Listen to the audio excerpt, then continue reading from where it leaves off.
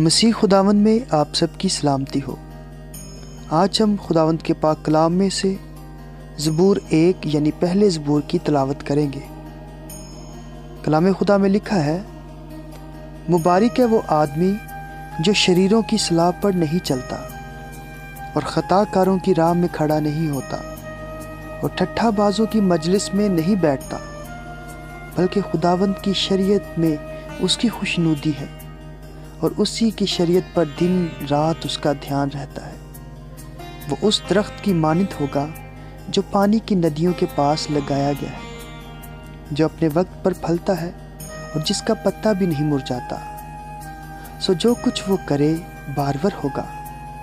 شریر ایسے نہیں، بلکہ وہ بھوسے کی مانند ہے جسے ہوا اڑا لے جاتی ہے۔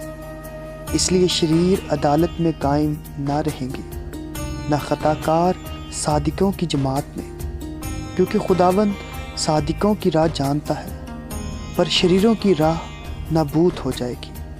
خداوند کے پاک کلام کا پڑھا سنا جانا ہم سب کے لیے برکت کا باعث ہو۔ آمین۔